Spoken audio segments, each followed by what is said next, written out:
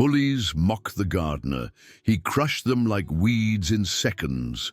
Hollis Brennan moved through the Denver Botanic Gardens like morning mist.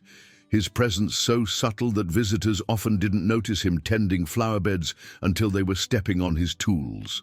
Standing 5'8" with a wiry frame that his dirt-stained work clothes swallowed, he had the quiet demeanor that made people assume he was simple. His calloused hands were permanently stained with soil, his sandy hair unkempt from outdoor work, and his soft voice rarely rose above a whisper. The Denver Botanic Gardens sprawled across 24 acres of maintained landscapes in Colorado's capital. From the Japanese garden with its koi ponds to the children's garden, the facility attracted thousands who came to escape urban life. Hollis had worked there 11 months, transferred from Boulder after what his supervisor called a fresh start opportunity. The other staff members knew better than to pry into why someone would leave a comfortable city job for the more demanding work of maintaining specialty gardens, and Hollis preferred their disinterest. He spent his days pruning roses, planting seasonal displays, and nurturing the delicate ecosystems that made the gardens a refuge for both plants and people. Trevor Mackenzie had decided that Hollis's quiet nature made him an ideal target.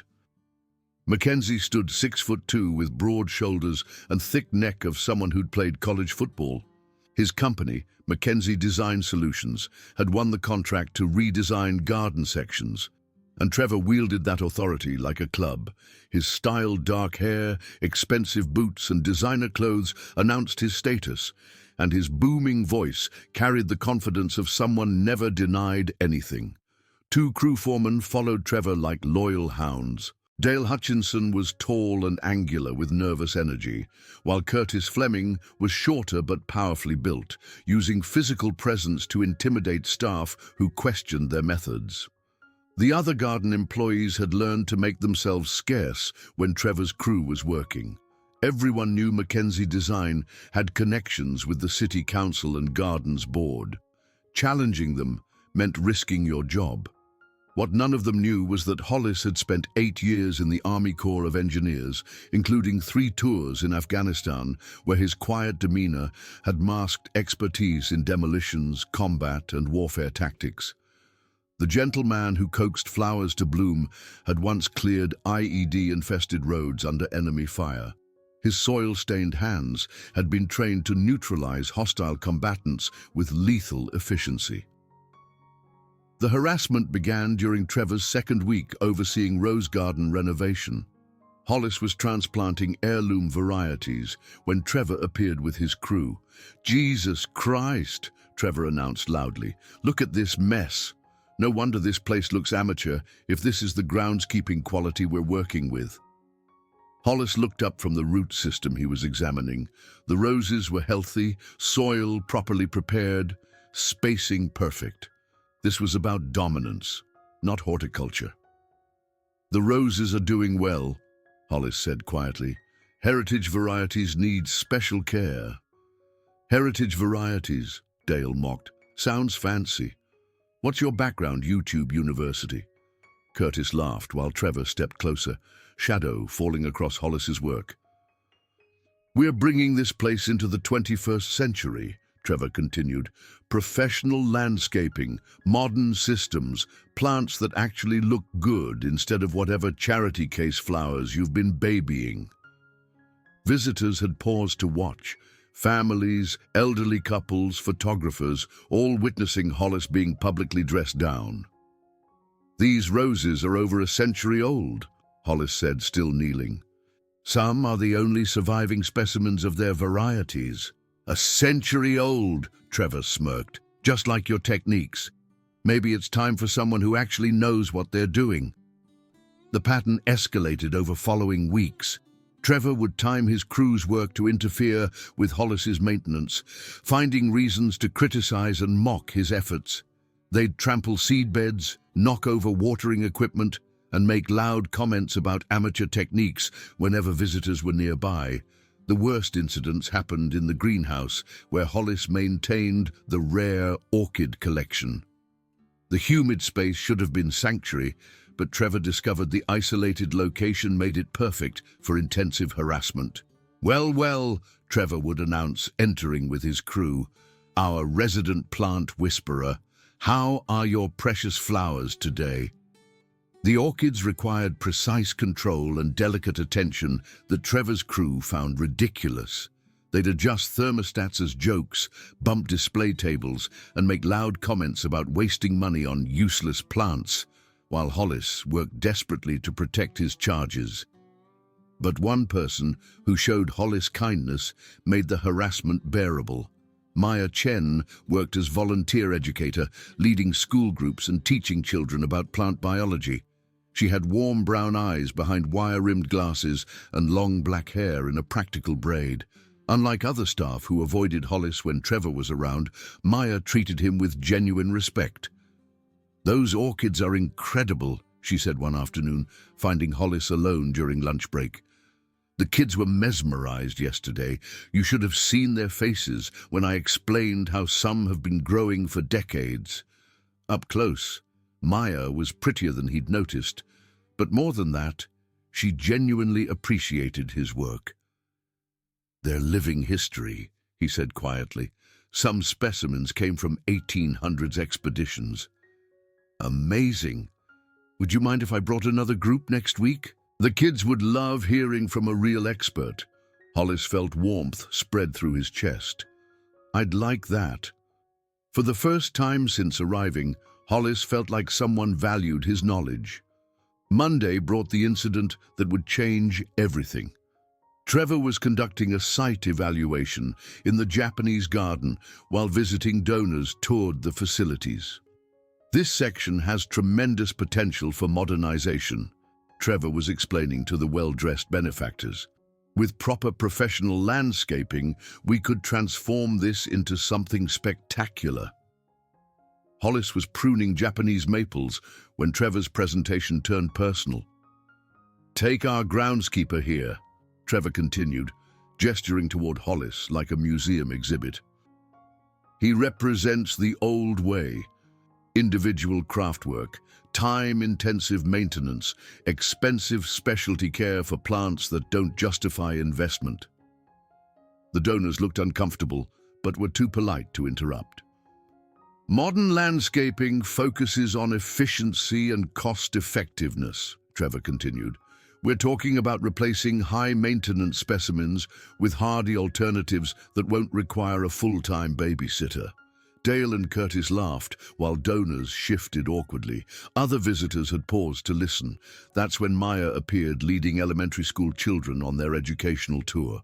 She spotted the confrontation and tried redirecting her group, but Trevor had other plans. "Perfect timing," he announced, stepping into Maya's path. "Here's another example of waste we're discussing: educational programs that tie up staff time without generating revenue." Maya's face flushed as adults and children turned to stare. "These kids love learning about plants," Maya said quietly. "The programs help them understand environmental science." "Environmental science," Curtis mocked. "What's next, crystal healing?" The children looked confused and frightened. Several started crying as Trevor's voice grew aggressive. That's when Trevor made his fatal mistake.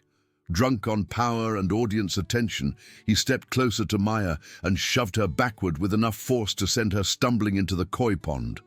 Maya hit the water with a splash that sent fish scattering. Her materials scattered across the pond's surface while she struggled to stand in knee-deep water, soaked and dignity ruined. The children screamed, donors gasped, the crowd stood frozen, but Hollis Brennan was already moving. "That's enough," he said quietly, but his voice carried clearly despite its low volume. Trevor turned with a satisfied smirk, expecting the same quiet gardener he'd terrorized for months. Instead, he found someone whose posture had completely changed. Hollis stood differently, balanced, alert, dangerous. "Excuse me," Trevor said, confidence faltering. "I said that's enough," Hollis repeated, moving between Trevor and the pond where Maya was climbing out. The transformation was subtle, but unmistakable to anyone who'd seen combat veterans switch modes.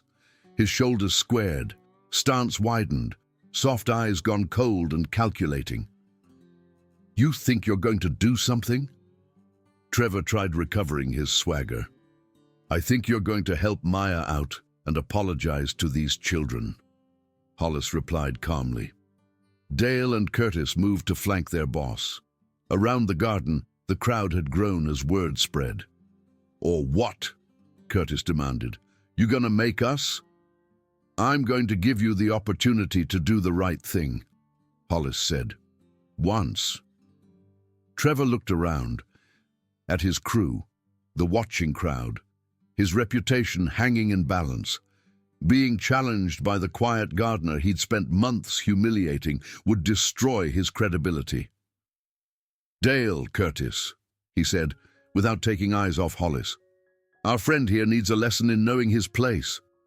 That's when all three attacked at once. Dale came from the left, throwing a clumsy haymaker. Hollis slipped the punch and drove his knee into Dale's ribs with surgical precision. The bigger man folded like a paper bag, air rushing from his lungs. Curtis charged from the right, trying to tackle Hollis, but military training had taught Hollis to fight multiple opponents. He sidestepped the charge and brought his elbow down on Curtis's neck as momentum carried him past. Curtis hit the ground face first. Trevor, seeing both men neutralized in seconds, pulled a utility knife from his tool belt and lunged with desperate fury. But Hollis had disarmed countless insurgents armed with everything from machetes to explosives. Trevor's wild slash was child's play compared to life-or-death combat. Hollis caught Trevor's wrist, twisted until the knife dropped, and used the contractor's momentum to send him flying over his hip in a perfect judo throw. Trevor hit the ground hard enough to crack decorative stones. The entire fight had lasted less than 15 seconds. Dale was gasping on his knees, clutching ribs. Curtis lay unconscious among hostas. Trevor groaned on his back, staring at sky with a dazed expression.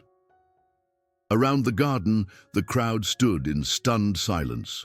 Donors, families, staff, all witnessing the quiet gardener they'd dismissed standing calmly over three larger men.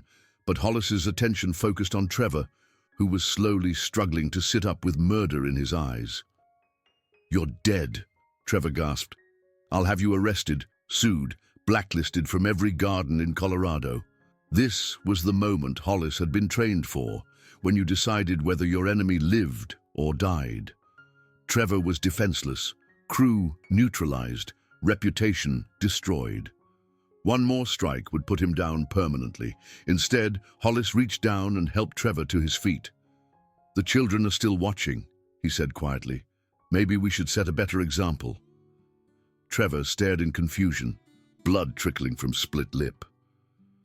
"I don't understand," Trevor said weakly. "I know," Hollis replied. "That's been your problem." Maya had climbed out of the pond, materials ruined but dignity intact. She approached with gratitude and amazement. "Thank you," she said softly. "Are you okay?" Hollis asked, voice gentle again. "I'm fine. Wet, but fine." Maya paused. "Where did you learn to do that?" "Afghanistan," Hollis said simply. "But I came here to forget about fighting." Dr. James Harrison, the garden's director, appeared with security guards. He took in the scene. Trevor and crew disheveled and defeated, witnesses Maya dripping wet, and Hollis standing calmly in the center. "What happened here?" Dr. Harrison demanded. The next hour passed in statements and damage control. Maya's testimony about being pushed into the pond, combined with horrified donors and frightened children's accounts, painted a clear picture. Several visitors had captured the confrontation on phones, providing video evidence of both assault and Hollis's measured response. By evening, Trevor's contract was terminated. Dale and Curtis were banned from the property. The donors, initially put off by violence, found themselves impressed by how Hollis had protected children and shown restraint in victory. As word spread, colleagues who'd avoided Hollis suddenly sought him out. Never saw that coming, Bill Chen said with admiration. Army, Hollis replied when asked about his fighting skills. But Maya's approach mattered most. She found him at closing time, checking on fish disturbed by her unexpected swim. The koi seem okay, she said, a little startled, but they'll recover. How about you? Maya smiled, squeezing water from still damp hair. I'll recover too, thanks to you. They stood watching ornamental fish emerge from hiding among water lilies. Those kids you protected? They've been asking about the superhero gardener all afternoon. They want to know if you'll still talk to them about orchids. Hollis felt warmth spread through his chest. I'd like that. The following weeks brought dramatic changes. With Trevor's toxic influence removed, the intimidation atmosphere lifted. Staff found confidence again. Visitor satisfaction improved when employees could focus on education instead of survival. Dr. Harrison offered Hollis promotion to head groundskeeper. Maya received recognition for her programs and budget increases. Most importantly, the gardens developed a culture of mutual respect. Casual bullying faded, replaced by collaborative environment that nurtured growth. One evening, exactly 1 month after the confrontation, Maya found Hollis working late in the greenhouse, tending orchids that had become his pride. Working late again? She asked. These need extra attention after all the stress, Hollis replied. Orchids are sensitive to environmental changes. Maya moved closer, admiring delicate blooms that had thrived under his attention. There's something I've been meaning to ask. What's that? Would you like dinner sometime? When we're not dealing with workplace drama and koi ponds. Hollis looked up, genuine smile spreading across his face. I'd like that very much. As they walked through gardens in gathering dusk, Hollis reflected on how much had changed. He'd come to Denver trying to escape his past, to prove he could nurture life instead of taking it. Instead, he'd learned that sometimes the greatest growth came from pruning away diseased parts that threatened everything healthy. The old Hollis would have quit rather than fight back, would have found another job hoping the next environment would be different. But Maya had been right.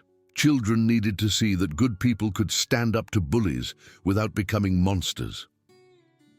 Walking with Maya's hand warm in his, Hollis understood he hadn't really changed. He'd simply found the right garden to tend, where his protective instincts could nurture growth instead of causing destruction, where strength could be gentle and peace could be strong. Behind them, the Denver Botanic Gardens settled into nighttime quiet, 24 acres of carefully tended beauty where plants and people could grow without fear. And in that peaceful silence, Hollis heard something he'd been searching for since leaving the military, the quiet satisfaction of using his skills to create something better instead of simply surviving something worse. The mouse was gone. In his place stood a gardener who understood that sometimes the most beautiful gardens required removing weeds that choked out everything good, that true cultivation meant knowing when to nurture and when to prune, and that the strongest roots grew in soil protected by those willing to fight for what mattered most.